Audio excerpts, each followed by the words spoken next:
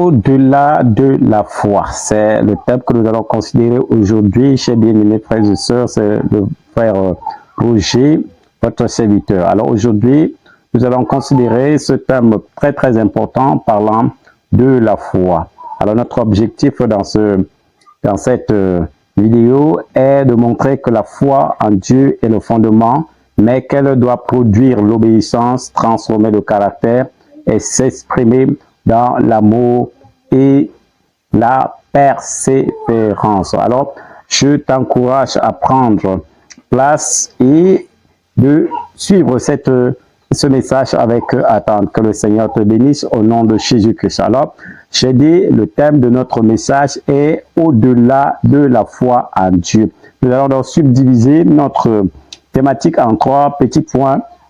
Alors, le premier point, c'est la foi qui produit l'obéissance. La foi qui produit l'obéissance. Nous allons dans le livre de Jacques chapitre 2, le verset 17. Jacques chapitre 2, le verset 17. Nous lisons très rapidement. Il en est ainsi de la foi. Si elle n'a pas les œuvres, elle est morte en elle-même. Voilà ce que la Bible nous dit. Si la foi n'a pas les œuvres, elle est morte en elle. Ça veut dire que la foi devrait produire des œuvres probantes. Gloire au Seigneur Jésus. C'est ça qui est vraiment important. La foi véritable ne se limite pas à une conviction intérieure ou à une déclaration verbale. Elle se manifeste par les actes concrets d'obéissance à Dieu. L'obéissance est la réponse naturelle à la foi. Croire que Dieu est bon, juste et fidèle, nous pousse à faire ce qu'il dit, même quand cela nous coûte. Gloire au Seigneur Jésus. C'est ça l'importance. Il ne suffit pas simplement de dire que j'ai la foi alors que tu n'as aucune action à poser. Ça, ce n'est pas encore la foi. La foi implique également l'action. Prenons l'exemple de Noé. Noé, il a fait un pas de géant dans la foi. Allons dans Genèse chapitre 6, le verset 22. Si tu es là avec ta Bible, ouvre également ta Bible dans Genèse chapitre 6, le verset 2. Qu'est-ce que la Bible dit? C'est que fit Noé. Il exécuta tout ce que Dieu lui avait ordonné. Nous parlons de l'obéissance dans la foi. Ici, Noé a exécuté littéralement ce que lui avait ordonné le Seigneur Jésus à construire une arche pour sortir de ce pays. Et c'est ce qu'il a fait. Gloire au Seigneur Jésus. Donc Noé n'a pas simplement cru que Dieu allait envoyer le déluge. Il a obéi en construisant dans l'arche, malgré les moqueries, les années de travail et l'absence de pluie. Sa foi s'est traduite par une action. Gloire au Seigneur Jésus. Quand Dieu lui a parlé qu'il allait envoyer c'est-à-dire le déluge, il parlait à ses amis, il leur disait qu'il devait se préparer, mais il les prenait pour un plaisantin. Ils n'ont pas cru, même ces gens, tout cela, ces gens-là n'ont pas cru, ils pensaient que c'était juste des paroles. Amen. Mais il a cru, il s'est mis en action en construisant donc l'arche. C'est ça que Dieu attend de toi, qu'il attend de moi. Il ne suffit pas simplement de dire, je crois en Dieu. Il ne suffit pas simplement de dire, moi je crois. Mais quand on te demande maintenant les œuvres, les actions de la foi, on n'y trouve vraiment rien. Alors, je t'encourage en cette matinée de faire un pas de géant également comme nous il l'a fait en croyant en Dieu au nom de Jésus. Alors, il faut également savoir que tu peux croire qu'un pont est solide, mais tant que tu ne poses pas les pieds dessus, ta foi reste théorique. L'obéissance, c'est le pas qui prouve la confiance. Il faut obéir. Si tu crois que Dieu guérit, alors il faut croire, il faut obéir, il faut croire qu'il le fait, même si tu vois encore la douleur. Si tu ressens encore la douleur en toi, il faut croire que c'est lui qui a dit qu'il te guérit et à l'œuvre à tout moment. Ce n'est pas les symptômes qui devraient te faire croire autrement. Amen. Il faut croire et tu verras la gloire de Dieu. Tu verras la manifestation de la gloire du Seigneur Jésus-Christ. Alors, lorsque nous parlons donc de l'obéissance, obéir à Dieu dans les petites choses, pardonner, dire la vérité, refuser les compromis, cela est important. Tu ne peux pas dire je crois alors que tu continues à demeurer dans les faussetés. Donc, il faut vraiment changer de comportement. Commencer à demander pardon pour nos torts, commencer à dire la vérité à nos amis et à notre entourage. Et cela va plaire drastiquement à notre Seigneur Jésus. Obéir même quand cela semble irrationnel ou encore difficile. Quand nous trouvons que cela n'a pas de sens et que c'est Dieu qui l'a dit, nous devons néanmoins croire. Nous devons croire. Ce n'est pas les sens c'est-à-dire physiques qui devraient nous dicter les choses. Nous devons croire plutôt à la parole de Dieu. Alléluia. Même si les choses semblent être difficiles, nous devons vraiment nous allier sur la parole de Dieu. Alors, l'obéissance est le fruit visible d'une foi invisible. Alléluia. C'est ça qui est merveilleux. L'obéissance est le fruit visible d'une foi invisible. Il faut, c'est-à-dire, l'obéissance, c'est tangible. Quand tu obéis, quand nous revenons un peu sur l'exemple de Noé, son obéissance lui a valu un dur travail. Il a travaillé physiquement avant que le déluge ne vienne. Ça, l'obéissance est physique alors que la foi n'est pas visible. Amen. Prenons notre deuxième point. J'ai dit notre deuxième point s'intitule la foi qui transforme le caractère. La foi qui transforme le caractère.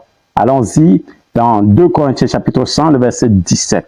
2 Corinthiens chapitre 100, le verset 17, la Bible nous dit, si quelqu'un est en Christ, il est une nouvelle créature. Les choses anciennes sont passées. Voici, toutes choses sont devenues nouvelles. Voilà, c'est ce que la Bible nous dit. Si nous sommes en Christ, alors des nouvelles choses, nous devenons des nouvelles créatures. Les choses anciennes, c'est-à-dire les mauvais comportements que nous avions, doivent passer. Et nous devenions de nouvelles personnes avec des nouveaux comportements, des nouvelles habitudes, avec des nouveaux, c'est-à-dire nouvelles attitudes. Amen. Alors la foi en Dieu nous laisse pas donc inchangés. Elle nous transforme de l'intérieur vers l'extérieur. Elle commence d'abord à l'intérieur de nous avant de s'extérioriser. Le Saint-Esprit, reçu par la foi, commence un travail de sanctification. Il purifie nos pensées, nos paroles et nos attitudes. C'est ce que l'Esprit de Dieu fait au travers de nous. Il commence à nous sanctifier. Nous changeons dans nos pensées, nous changeons dans nos attitudes, nous changeons complètement dans nos manières de faire. C'est ça, l'œuvre de la foi en nous. Elle doit nous transformer. Si tu as la foi, alors nous verrons également la transformation en toi. Si tu restes toujours la même personne qu'avant. Si tu étais voleur, par exemple, et que tu dis tu as la foi, mais tu demeures avec les vols, tu demeures toujours avec ces choses, c'est que rien n'est encore visible en toi. Alléluia. Donc la foi, elle transforme. La foi doit changer tes caractères. La foi de Dieu, en Dieu doit t'amener à adopter le comportement que Dieu attend de chacun de nous. Et c'est ce que je suis en train de t'encourager en cette matinée à faire au nom de Jésus. Et le Saint-Esprit t'aidera pour cela dans le nom de Jésus. Dans Galates chapitre 100, le verset 22 au verset 23, voici ce que la Bible nous dit. Galates chapitre 100, le verset 22 au verset 23. La Bible nous dit, mais le fruit de l'esprit, c'est l'amour, la joie, la paix, la patience, la bonté, la bénignité, la fidélité, la douceur, la tempérance. La loi n'est pas contre ces choses. Voilà une liste de fruits que produit l'Esprit de Dieu en nous, en une personne qui s'est donnée à Christ entièrement. Alors elle devrait voir en elle l'amour, la joie, la paix, la patience, la bonté, la bénignité, la fidélité, la douceur, la tempérance. Alors nous allons voir ces choses. Et tant que nous voyons pas, si ces choses sont pas visibles, alors il y a un problème. Nous devons d'abord nous examiner. Nous devons voir à quel niveau nous sommes. Est-ce que l'Esprit de Dieu a produit de ce fruit en nous? Si cela n'est pas encore le cas, je t'encourage à revenir sérieusement devant le Seigneur et de lui demander de t'aider au nom de Jésus. Et il ne tardera pas à le faire dans ta vie au nom de Jésus. Ces fruits ne sont donc pas des efforts humains, mais le résultat d'une foi vivante et active. C'est pas par ta force, c'est pas par ta sagesse que tu pourras avoir ces fruits en toi, mais c'est le résultat d'une foi vivante et active. Comment tu peux avoir l'amour, la paix, alors que tu ne l'avais pas auparavant? C'est en venant devant Dieu avec une foi ferme, en mettant ta confiance en Dieu, en t'attendant à ce que Dieu produise ces choses en toi par son Esprit Saint. Et tu verras ces choses dans ta vie. Donc, je t'encourage, ce n'est pas par ta force, mais c'est par l'Esprit de Dieu que ces fruits que nous venons de lister seront visibles dans nos vies au nom de Jésus. Le chemin, c'est-à-dire, je veux dire, le chrétien devient progressivement semblable à Christ. Gloire à Dieu. Tu ne deviens pas subitement enfant de Dieu. Quand bien même nous donnons notre vie aujourd'hui au Seigneur Jésus, nous allons confesser, c'est-à-dire nos péchés, certains péchés, mais au fur et à mesure, nous allons grandir dans notre salut. Au fur et à mesure, l'Esprit de Dieu va nous amener à faire un pas de plus dans la sanctification, dans la pureté du cœur. Et le Seigneur est vraiment bon. Il continuera toujours à le faire dans ma vie et dans ta vie au nom de Jésus-Christ. Alléluia. Alors, lisons également dans Romains chapitre 12, le verset 2. Romains chapitre 12, le verset 2, qu'est-ce que la Bible nous dit? Ne vous conformez pas au siècle présent, mais soyez transformés par le renouvellement de l'intelligence, afin que vous discerniez quelle est la volonté de Dieu, ce qui est bon, agréable et parfait. Ne vous conformez pas au siècle présent. Ne vous conformez pas au monde. Ne suivez pas le train de ce monde dans ses égarements, mais que notre esprit soit transformé, soit renouvelé, afin que nous puissions discerner la volonté de Dieu, ce qui est bon, ce qui est agréable et parfait. Le métal, par exemple, prenons l'exemple des métals dans le feu. Le métal brut est plein d'impuretés. Lui, il est encore non purifié. Alors le feu le purifie et le rend utile. De même, la foi nous expose au feu de la transformation divine. Qu'est-ce qui peut nous rendre purs aux yeux de l'Éternel? C'est la foi. Alléluia. C'est par la foi que nous pouvons être purifiés comme le métal qui a subi une purification. Alléluia. Amen. Alors, la foi doit changer ton langage, ton comportement, ta manière de traiter les autres. Si tu crois en Dieu, alors cela doit se voir dans ton caractère. Tu ne peux pas prétendre être enfant de Dieu et qu'on voit des choses toujours les mêmes en toi. Non, c'est pas possible. Si tu crois en Dieu, cela doit se voir dans ton caractère, dans ton comportement. La transformation, c'est-à-dire, est progressive, comme nous l'avions dit, mais elle est réelle. Nous devons voir, le monde doit voir la transformation dans nos vies. Nous qui prétendons être chrétiens, alors notre entourage, que ce soit dans le travail, que ce soit à l'école, que ce soit n'importe où, les autres doivent voir Christ en nous. Les autres doivent témoigner que nous avons vraiment changé. Nous ne sommes plus les mêmes. Il y a une transformation complète dans nos vies et c'est ce que nous désirons. Et je prie que le Seigneur t'aide, que le Seigneur nous aide vraiment à être transformés par le biais de la foi en Christ au nom de Jésus. Prenons également notre troisième point. Le troisième point est intitulé « La foi qui persévère et agit dans l'amour ». La foi qui persévère et agit dans l'amour. Allons dans Galates chapitre 100, le verset 6. Galates chapitre 100, le verset 6. Qu'est-ce que la Bible nous dit? Car en Jésus-Christ, ni la circoncision, ni l'incirconcision n'a de valeur, mais la foi qui est agissante par la charité. La charité ici, c'est l'amour. Mais la foi qui est agissante par la foi, ce n'est pas le fait de dire que moi je suis circoncis, je fais les pratiques des Juifs et tout cela, mais Christ met l'accent. La Bible nous met l'accent ici sur la foi qui est agissante. Tu as entendu que Christ sauve, Christ délivre du péché, Christ délivre des oppressions. Alors, crois en Dieu et viens sincèrement et tu verras, c'est ça qui est important. Si tu confesses de ta bouche le Seigneur Jésus, tu seras sauvé. Alors viens, confesse et tu verras le résultat et tu seras complètement délivré dans le nom de Jésus. Gloire au Seigneur Jésus. Alléluia. La foi chrétienne n'est pas un événement ponctuel, mais une marche continue. Alléluia. Elle doit être alimentée par l'amour pour Dieu et pour les autres. Sans amour, la foi devient froide, rigide, foi toxique. Ici, l'accent est mis sur l'amour. Alléluia. L'accent est mis ici sur l'amour. Tu dois persévérer et agir dans l'amour.